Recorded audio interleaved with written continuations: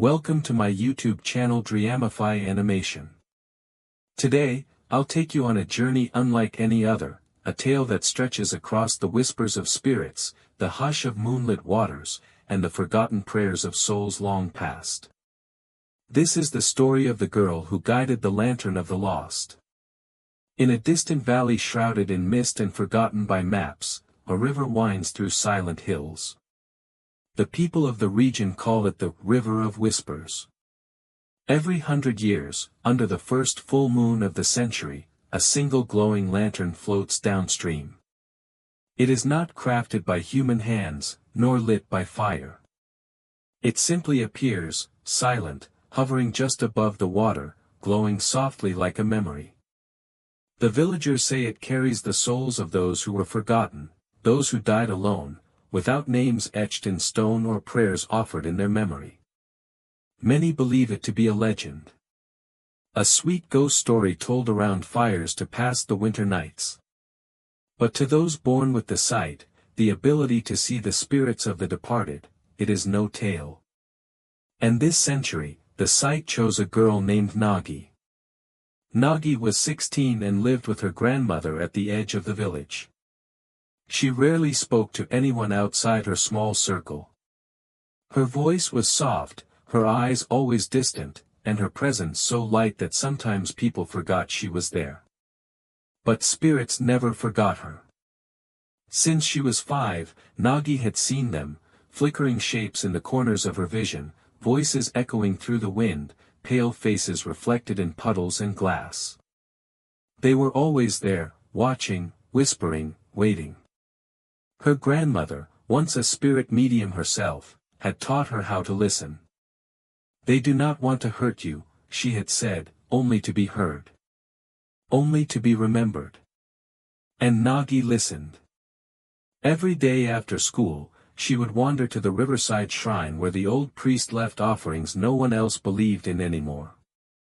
She would sit by the water, whispering the names of forgotten ancestors, reading the paper slips that fluttered from the trees like falling wishes. Then, on the eve of the new century, something changed. The air turned still. Not calm, stilled, as if the world were holding its breath. The sky darkened with clouds, though no rain came. The river grew strangely quiet. And at midnight, as the villagers gathered to celebrate the turning of the century, Nagi was pulled from her dreams by a faint glow outside her window.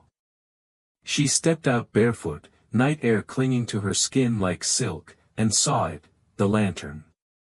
It was unlike any light she had seen before. Not fire, not electricity. It glowed with a warmth that tingled behind her eyes and stirred something deep inside her chest. It floated just above the river, moving slowly downstream, trailing golden threads like spider silk. Around it, the air shimmered, as though the veil between worlds had been pulled back. She wasn't afraid. Not yet. In the distance, from the shrine, bells began to chime. Not the heavy, rusted ones the priest rang for ceremonies, but lighter ones, delicate and fast, like wind chimes caught in a storm. And then came the whisper. Nagi. The voice came not from the river, nor from the lantern, but from inside her. It was old and distant and soft like a fading memory. It spoke again. Guide it. Or it will be lost. By morning, the villagers were in chaos. The lantern had appeared, as the legend said it would. But none could approach it. Whenever someone tried, the river would swell and push them back, or the lantern would drift farther away, unreachable. The priest, old and wise, had seen many strange things in his life, but never this. It chooses its guide, he told them. We cannot touch it. Only the one chosen by the souls can. The village fell into quiet fear. Who could it be? Why now? But Nagi already knew. That night, she went to the river. The lantern waited for her, bobbing gently. When she stepped onto the old wooden boat that had not been used in years, the waters calmed. The mist parted. And the lantern began to move. So began Nagi's journey down the river of whispers. At first, it was peaceful. The river, though narrow and winding, welcomed her. Trees bowed over the banks, their leaves rustling like murmured lullabies. The lantern floated ahead of her, its glow guiding the way. Spirits came, soft figures rising from the water, drifting beside the boat, watching her with eyes full of longing and sorrow. They did not speak, but their presence filled Nagi with understanding. They were the forgotten, the nameless children, the abandoned lovers, the lost warriors. Their memories lingered in the lantern's light, aching for someone to carry them home. But not all spirits were peaceful. On the third night, the river grew dark. The trees turned gnarled, their branches clawing at the sky. The mist thickened, and the whispers became cries. Nagi gripped her lantern staff tightly, heart pounding. The boat rocked violently as a cold wind tore through the valley. Then came the shadows. They were not spirits, but things that fed on forgotten souls, creatures born from sorrow and silence. Twisted shapes with hollow eyes and gaping mouths, they swarmed toward the lantern, drawn to its light. Nagi screamed, shielding the lantern with her arms, but they closed in. Then, just as the darkness threatened to swallow her, a voice rang out. "Remember them." It was her grandmother's voice, distant but clear. Nagi shut her eyes and focused. She reached deep into the lantern's light, whispering names, any names she could remember from the shrine, from old tombstones, from bedtime stories. Names carried power. Names carried remembrance. As she spoke, the light flared. The shadows recoiled, shrieking. The boat surged forward, carried by unseen hands. When she opened her eyes, the darkness was gone. The journey was far from over. Each night brought new trials. Forests of silence where no sound could be made, bridges made of bones that tested her courage, and riverside towns where ghostly children asked riddles only the dead could answer. At times, Nagi nearly gave in to despair. But she kept moving. Not just for herself, but for the lantern, for the souls within it. Then came the final test. At the end of the river lay the mouth of memory, a vast waterfall said to lead to the spirit world beyond. To guide the lantern through it, the guide must offer something in return, a memory, a sacrifice, something deeply precious. Nagi stood at the edge, the lantern floating beside her.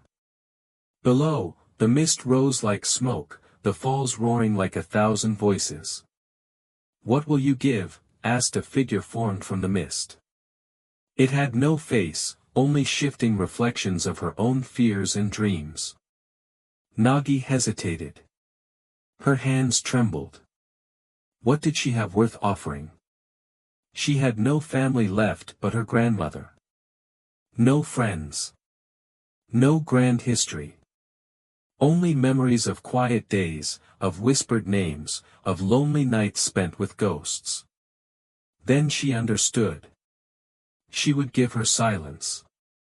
She had spent her life hiding, shrinking, fading into shadows. She would give that up. She would speak. She would be seen. She would carry the forgotten not quietly, but loudly, so none would ever fade again. "I give my voice," she whispered. "I will remember them. I will tell their stories." The mist parted. The lantern rose, light blooming like a star, and drifted into the falls. One by one, the spirits within it emerged, bowing their heads to her in thanks before vanishing into the beyond. The light faded, the river stilled, and the boat returned her to the shore. Nagi stood alone at the riverbank. She had no lantern now, no glowing proof. But she had names. Stories. memories. And she would carry them all. She returned to the village changed. She spoke. She smiled. She told tales of the forgotten, of warriors who loved too deeply, children who dreamed too brightly, and souls who deserved to be remembered. And though many didn't believe her, they listened. And that was enough. Years passed. The river flowed on. And once every century, the lantern would return. But it would never float alone again. Because somewhere, someone would remember.